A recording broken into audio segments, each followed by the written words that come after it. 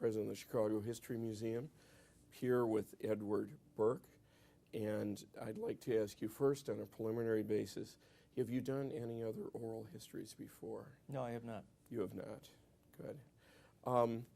Can you tell us when you first met the late Mayor Daley? My first recollection of meeting Richard J. Daley was at a South Side St. Patrick's Day parade. That's before the South Side parade was integrated with the downtown parade. Mm-hmm. So I would suspect I was about 10 or 11 years old. And I didn't fully appreciate who he was or the magnitude of what he would become, but I knew he was an important person. And the Southside St. Patrick's Day Parade was a big event. It would go down 79th Street and then turn at Halsted. And in those days, in the early 1950s, it was a thriving commercial center with strong neighborhood identification. So you were about 11 years old, and remind me, you were born in 1946. 43. 43. I'm glad you think I'm so young. And tell us a little bit about your early family life. We lived at 5240 Peoria Street, which was a pretty substantial apartment building. There were about 36 apartments in this building. It was a courtyard building. And we lived on the second floor on the south side of the courtyard.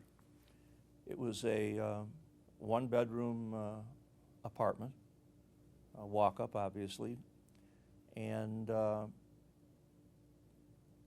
was my father, my mother, my two brothers, and I. And we lived there until I was in the summer between 7th and 8th grade, when we moved to 5240 Sangamon Street, which was a half a block to the west. And the significance of that move was that, number one, we had a backyard and I could get a dog, which we did, and I got my own bedroom. But up until we moved to Sangamon Street, we all lived in a one-bedroom apartment with no air conditioning. If it got hot, we opened the window and turned on the fan. I slept on the pull-out sofa bed in the dining room, pushed the dining room table over every night when I got ready for bed, crawled in. And the remarkable thing is that none of us felt deprived or like we were suffering under any handicap, but that's just the way it was. In those days, we knew everybody on the block. I could, almost to this very day, walk down that block and tell you the names of all the people living in those houses. And are you still in contact with any of the people from the building? The building is gone. It's a vacant lot. I am. The Houlihan's lived on the first floor. We lived above them. I ran into John Houlihan, who went all through grammar school and high school with me, about a month ago at a seminary event. He went on into the major seminary after we finished the minor seminary and came very close to getting ordained, but he didn't. He later went on and became a lawyer and a banker. And his brother, Jim, the older brother, went on to be a federal agent. He is retired from the government, and he now teaches at Lewis University. And so occasionally I will run across him too. So those are two people that I remember from the building. And as a matter of fact, the famous Chicago Tribune columnist, John Cass, lived across the street from us on Peoria Street. Of course, his name in those days was not Cass, it was Cassolopolis, I believe. And there were quite a few Greek families that actually lived on our block. Now, when you say the seminar, that was Quigley Yes. Seminar. Why don't you tell us about attending seminar? Well, the minor seminary in those days was located at Rush and Chestnut, and the commute from the southwest side was rather difficult. There were actually still streetcars, so we would walk over to the Halsted Street streetcar, get on the streetcar and ride to 63rd Street, where we could then get the L.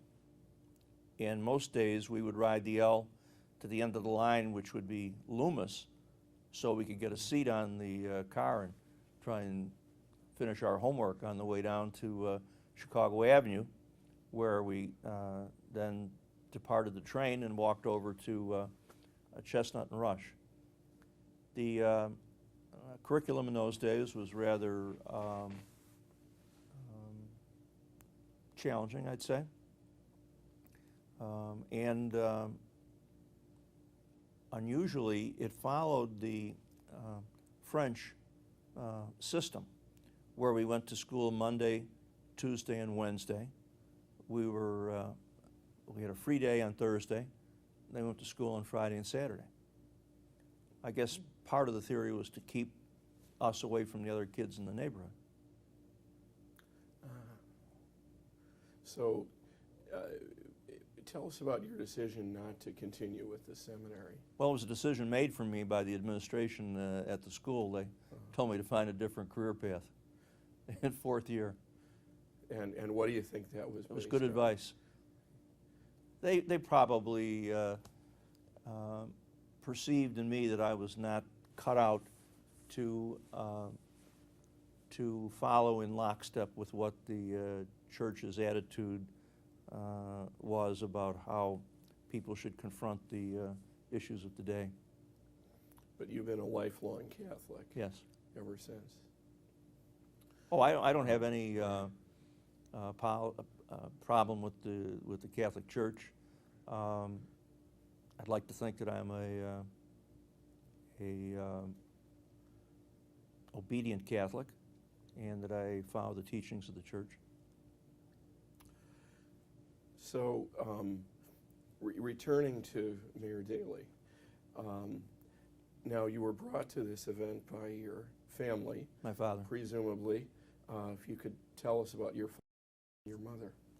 My father was elected to the city council in 1953. The events that precipitated his election involved a very powerful Chicago political leader by the name of Clarence Wagner. Clarence Wagner was the alderman of the 14th Ward, and was tragically killed in a automobile accident in International Falls, Minnesota, while on a fishing trip with Senator Don O'Brien, who represented our area in the Illinois State Senate, Clarence Wagner's two sons and O'Brien's two sons. At the time of his death in 1953, he was chairman of the Committee on Finance, the same position that I hold today. And most political observers at that point in time would have listed him as a potential successor to Martin Kennelly, who was the two-term mayor of Chicago, having been elected in 1947 and then again in 1951. But most political observers would also say, too, that Kennelly was a caretaker mayor and that the city council pretty much ran things, and Wagner was at the acme of that political equation.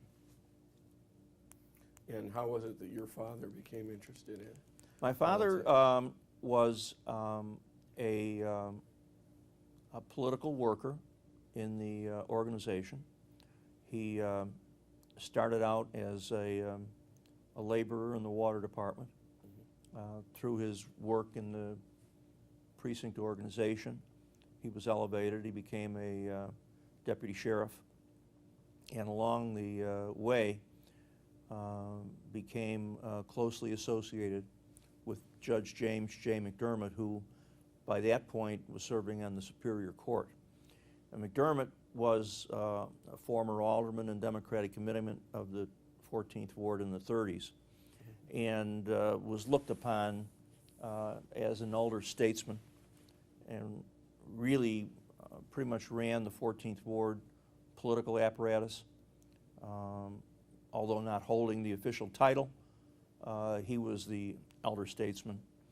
And as a result of that, since my father was his protege, when Wagner was killed in the automobile accident, Judge McDermott decided that my father would be the successor. And that's how he was catapulted from being a deputy sheriff into elective office. So he was elected in 1953, actually on the same day as the legendary Vito Marzullo, who was elected to represent the 25th Ward. Who, in his own day, became dean of the He did, yes. city council, the title that you now have. Correct. Unofficial title. So what was your father's position on Richard J. Daley as a candidate for mayor? The 14th Ward would have probably been lined up with the faction of the Democratic Party from the 19th Ward, probably identified with the Irish faction. But in 1955, I would have to hazard a guess that the 14th Ward stuck with Richard J. Daley in the primary against Martin J. Kennelly. So